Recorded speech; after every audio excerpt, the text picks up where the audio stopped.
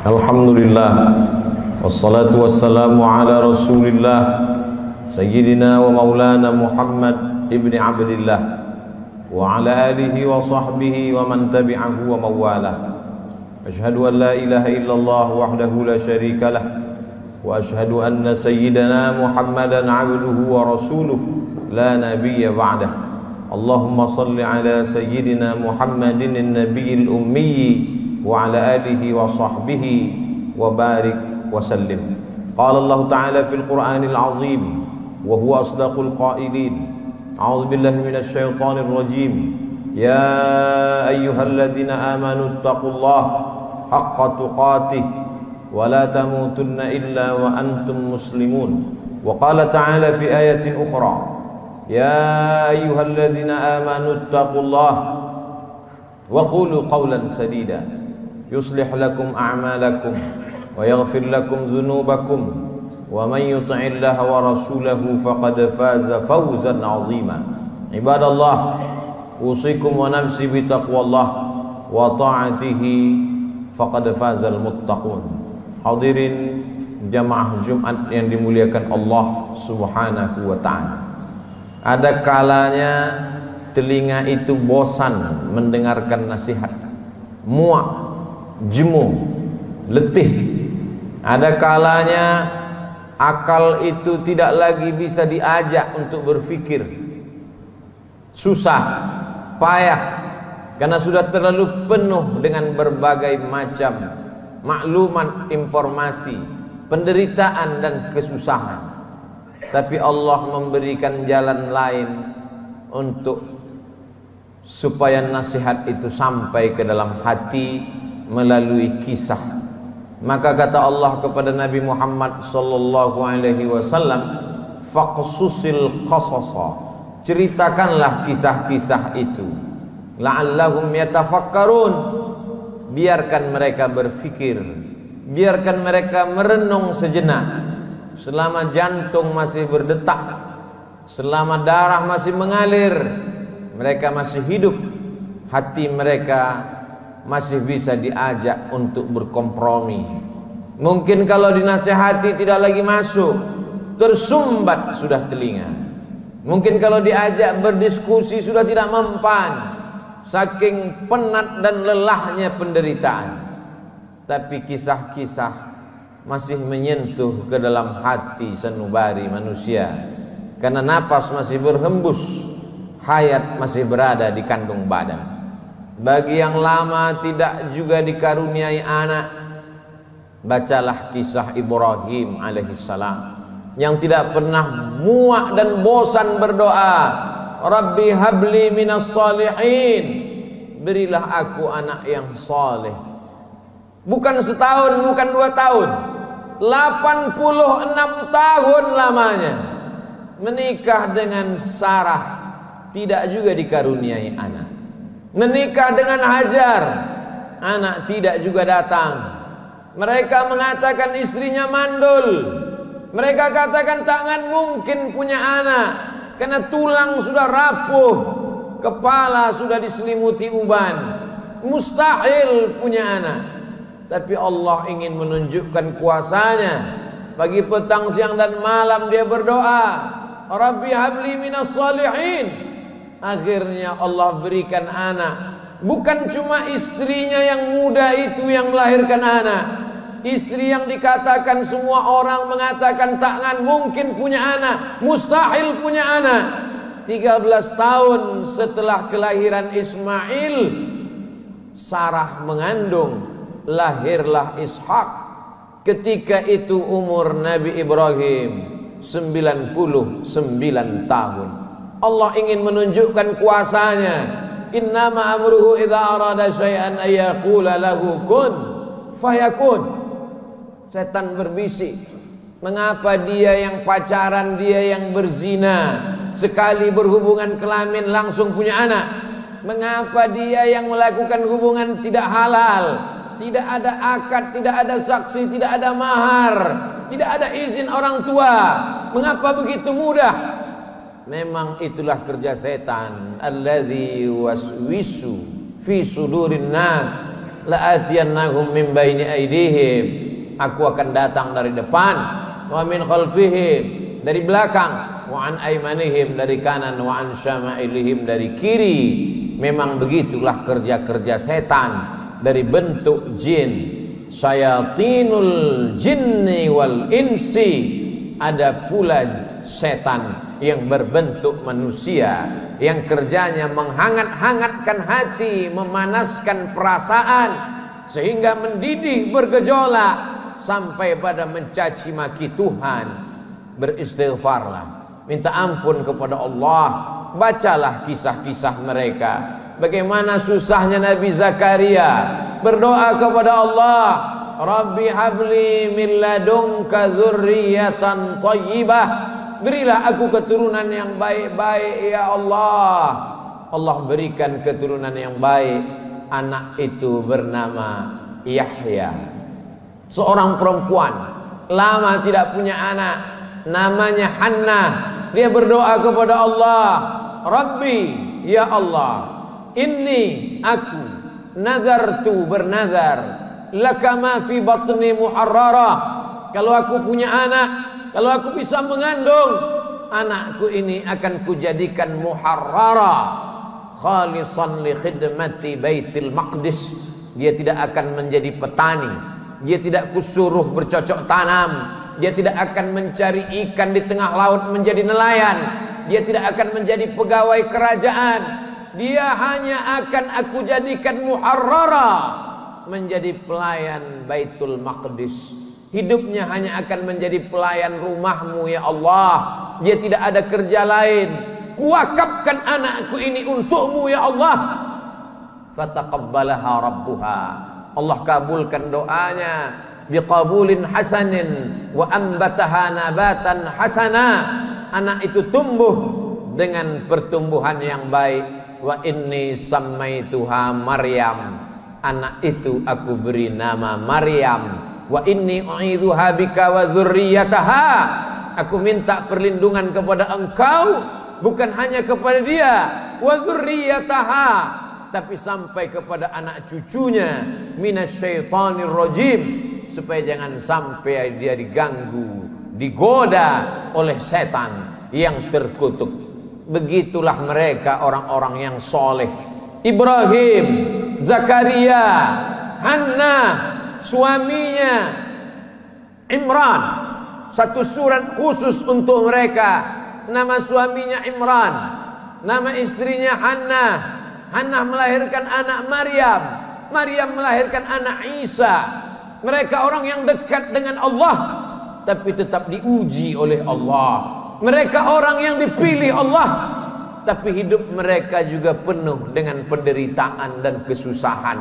Lalu siapa kita yang baru sekali dua menempelkan kening ke lantai, bermunajat kepada Allah, merasa hidup mesti senang, hidup mesti tenang, hidup mesti kenyang, padahal kita tak layak untuk menenteng sandal alas tapak kaki mereka. Kita bukan apa-apa dan kita bukan siapa-siapa. Bagi yang hidupnya selama ini berada di istana yang megah dan cantik, penuh dengan emas, berlian, permata, harum, semerbak, tiba-tiba tercampak dan terbuang, bacalah kisah Musa alaihissalam. Dibesarkan di istana Fir'aun, lengkap dengan pelayan, makanan pakaian terjaga bersih rapi, penuh dengan dayang-dayang, sampai akhirnya dia melihat ada dua orang yang sedang berkelahi. Fawakazahu Musa, Musa melerai, jangan kalian bergaduh, jangan berkelahi. Tapi kedua orang ini tidak juga menghentikan perkelahiannya. Fawakazahu Musa, Musa meninju dan memukulnya. Orang yang dipukul itu mati, dan kebetulan yang mati itu adalah masyarakat kelas atas, masyarakat keluarga Fir'aun. Musa takut, dia pergi bernaung di bawah kayu yang rindang sambil berpikir meninggalkan istana Fir'aun yang megah, gagah, perkasa. Ketika Nabi Muhammad SAW Isra Mi'raj, Nabi melihat dari Burak turun ke bawah. Dia lihat ada pohon yang rindang di tengah gurun pasir. Nabi bertanya kepada Jibril alaihissalam, pohon apa itu Jibril? Jibril menjawab, itulah pohon tempat bernaungnya Musa alaihissalam ketika dia terusir dari istana Fir'aun. Ayah tidak ada, ibu tidak ada, istri tidak punya, anak apalagi, sebatang kara, terbuang jauh dari istana. Satu-satunya berpegang teguh hanya kepada Allah. Orang yang bersama dengan Allah hatinya menjadi ramai walaupun dia di tengah kesunyian. Orang bersama dengan Allah dia bahagia walaupun dia dalam kesusahan dan penderitaan. Orang yang bersama dengan Allah tak pernah putus asa. Bersama dengan harta akan binasa, bersama dengan kemegahan, kemuliaan, jabatan akan berakhir. Bersama dengan dia, siapa dia? Al-Hayyu Maha Hidup.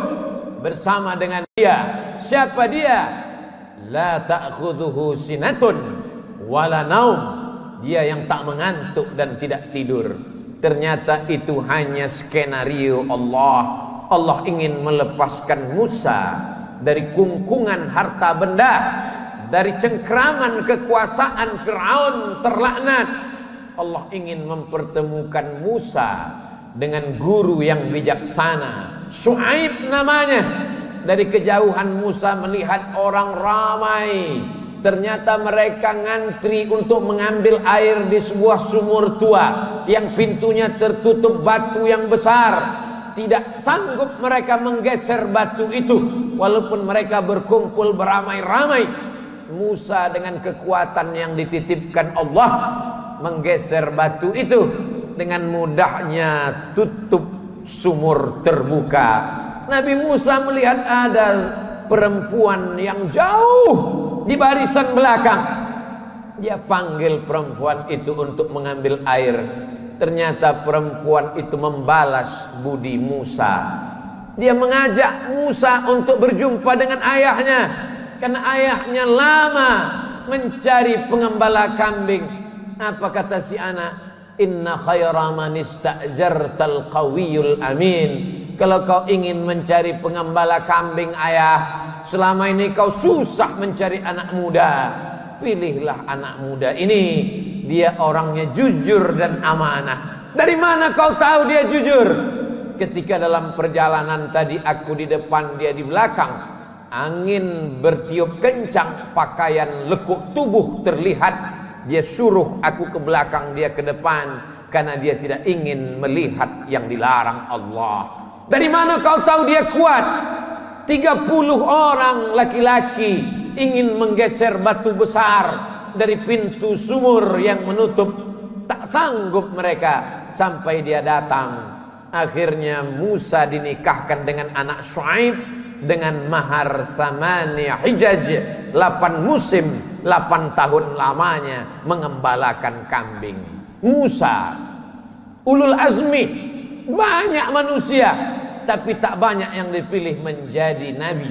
Banyak nabi tapi tak banyak yang dipilih menjadi rasul. Banyak rasul tapi tak banyak yang dipilih menjadi ulul azmi.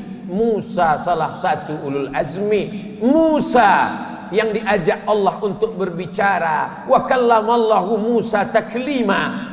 Tapi sungguh pun begitu, pernah juga dia merasa terasing, kesunyian, kesepian, tercampak, terjatuh dari istana yang megah. Lalu siapa kita? Kita sedang diajak Allah untuk membanding-bandingkan diri dengan orang-orang yang soleh, yang hebat itu. Engkau yang ditugaskan untuk menjadi guru agama, menjadi juru dakwah di tempat yang jauh, di tengah hutan belantara, melewati air gelombang pasang, melewati sungai, melewati batu karang yang tajam, sampai di tempat tujuan tidak disambut dengan tala'al badru alaina. Kau tak disambut dengan marhaban, kau tak disambut dengan permadani merah, kau tak disambut dengan sukacita. Dicaci maki, diejek. Akhirnya hati merasa marah, panas, meninggalkan dakwah, masuk ke dalam perahu. Perahu terombang-ambing di tengah lautan. Nampaknya barang-barang mesti dicampakkan. Satu persatu barang-barang dibuang ke laut. Namun perahu tetap juga penuh akan tenggelam. Mau tidak mau, suka tidak suka, penumpang mesti diundi. Dan undian itu jatuh ke tanganmu 3 kali. Kalau sudah 3 kali tak ada pilihan, kau mesti dicampakkan ke tengah laut. Mulut ikan nun sudah siap menganga menelan, berada dalam 3 kegelapan. Gelap malam, gelap lautan, gelap perut ikan. Ada kalanya kita merasakan kegelapan, hutang keliling pinggang, satu pun tak ada yang suka. Kawan menjadi lawan, keluarga menjadi musuh. Apa yang dapat kau ucapkan? Itu yang dirasakan oleh Nabi Yunus alaihi salam. Dia hanya berucap dengan mulutnya, la ilaha illa anta subhanaka inni kuntu minaz zalimin. La ilaha illa anta, tiada Tuhan selain engkau. Subhanaka, maha suci engkau. Aku yang kotor, aku yang hitam, aku yang kelam, aku yang bergelimang dosa. Inni kuntu minaz zalimin. Aku sudah zalim, aku sudah aniaya, aku sudah buat dosa. Apa yang dilakukan Allah? Ikan itu memuntahkan isi perutnya. Lalu kemudian Nabi Yunus terdampar di tepi pantai. Ditumbuhkan Allah yaktin, labu. Dia makan labu.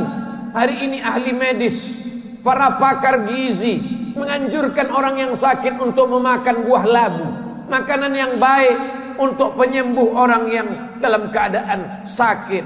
Ternyata Allah tahu apa yang ada dalam hatimu. Siapakah engkau bila dibandingkan dengan Nabi yang dipilih Allah? Ada kalanya engkau terjatuh, masuk ke dalam lautan. Lautanmu bukan lautan Nabi Yunus. Perut ikanmu bukan perut ikan Nabi Yunus. Gelapmu bukan gelap Nabi Yunus. Tapi kesulitan-kesulitan hidup yang datang silih berganti. Tak ada yang dapat kau lakukan kecuali berkata, la ilaha illa anta subhanaka inni kuntu minaz zalimin. Ada orang-orang yang mengajak engkau untuk berargumentasi, untuk berlaga, tapi bukan dengan otot. Mereka mengajak engkau berkelahi, berdebat dengan otak. Otakmu cerdas, IQ-mu hebat, IP-mu tinggi, sarjana, S1, S2 dan S3. Kau akan menang melawan mereka. Mereka bertanya, a anta fa'alta hadza bi alihatina? Kaukah yang sudah menghancurkan berhala-berhala kami? Kaukah yang sudah meluluh lantakkan sembahan-sembahan kami? Dengan ringan dia menjawab, bal fa'alahu kabiruhum hadza. Bukan aku yang menghancurkannya. Yang menghancurkan berhala ini, patung-patung ini adalah patung yang paling besar. Lihat dari lehernya ada kampak. Dialah yang sudah menghancurkan. Ternyata orang-orang yang hebat berargumentasi itu, ketika dia kalah, dia tidak pakai otaknya, tapi yang dia pakai ototnya, yang dia pakai tenaganya, yang dia pakai kekuasaannya, yang dia pakai jabatannya. Kumpulkan semua kayu-kayu, bakar. Mereka membakar Nabi Ibrahim karena kalah berdebat dengan otak. Mereka pakai otot, jabatan, kekuasaan, tenaganya mereka pakai. Bakar, harriquhu, bakar dia. Tidak ada tempat berserah diri kecuali Allah. Nabi Ibrahim hanya meminta, bermohon kepada Allah. Apa yang dikatakan Allah, apa yang dikirimkan Allah. Allah tidak kirim tayran ababil. Allah hanya berkata, ya nar, wahai api, kuni bardan, sejuklah, wasalaman, selamatlah ala Ibrahim. Api itu redup, api itu yang selama ini membakar, menghanguskan, meluluh lantakkan, membinasakan.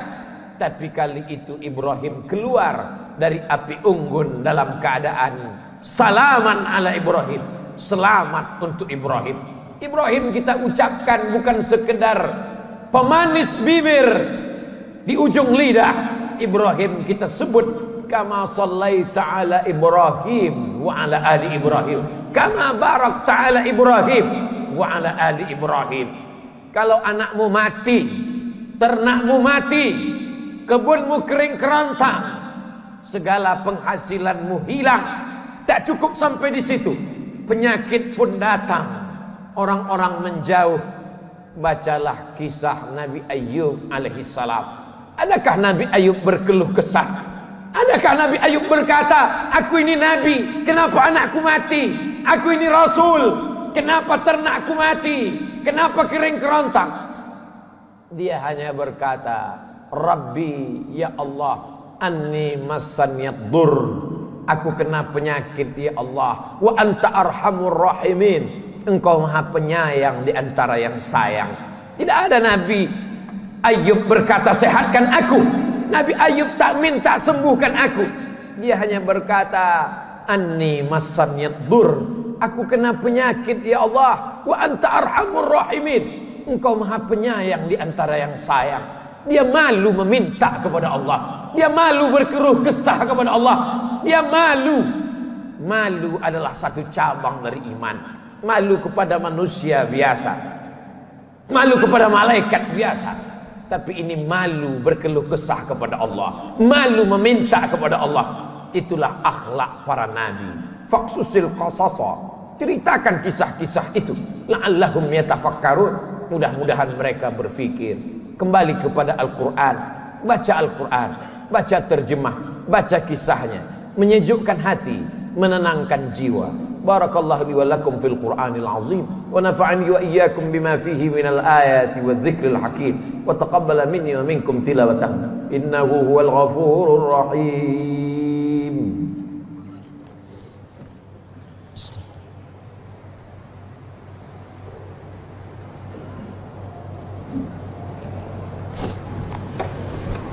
Alhamdulillahilladzi bi ni'matihi tatimmus shalihat. Wassalatu wassalamu ala sayyidis sadat wa ala alihi wa ashabihi ahlil fadaili wal karamat. Ashhadu an la ilaha illallah wahdahu la syarika lah, wa ashhadu anna sayyidana Muhammadan abduhu wa rasuluhu la nabiyya ba'dah. Allahumma salli ala sayyidina Muhammadin an-nabiyil ummi wa ala alihi wa sahbihi wa barik wa sallim. Qala Allah ta'ala fil Qur'anil azim wa huwa asdaqul qailin. A'udzu billahi minasy syaithanir rajim. Bismillahirrahmanirrahim. Wal 'ashr. Innal insana lafi khusr illa alladhina amanu wa 'amilus shalihat wa tawashaw bil haqqi wa tawashaw bis sabr. Wa qala ta'ala fi ayatin ukhra, innallaha wa malaikatahu yusalluna 'alan nabi ya ayyuhalladzina amanu sallu 'alaihi wa sallimu taslima. Allahumma ighfir lil muslimina wal muslimat wal mu'minina wal mu'minat al ahya'i minhum wal amwat bi rahmatika ya arhamar rahimin. Allahumma a'izzal islam wal muslimin wahdhulil kafarata wal musyrikin wa dammir a'da'aka a'da'ad din. Allahumma ansur ikhwanana al mujahidin al mustad'afina fi Falastin wa fi Rohingya wa fi kulli makan min masyariqil ardi ila magharibiha. Allahumma dammir a'da'aka a'da'ad din. Allahumma syaddid syamlahum wa farriq jam'ahum waj'al kaidahum fi nuhurihim. Allahumma dafa'an al-ghala wal waba wal fahsya wal riba wal zina wal munkar wal suyuf al mukhtalifata wal syada'ida wal mihan ma zahara minha wa ma batan min baladina hadha khassa wa min buldanil muslimina ammah. Ibadallah, usikum wa nafsi bitaqwallah wa ta'atihi faqad fazal muttaqun. Innallaha ya'muru bil adli wal ihsan wa ita'i dzil qurba wa yanha 'anil fahsya'i wal munkari wal baghi ya'idzukum la'allakum tadhakkarun. Fadhkurullaha al-'azima yadhkurkum was'aluhu min fadlihi yu'tikum wa la dzikrullahi akbar wallahu ya'lamu ma tasna'un. Aqimis shalah.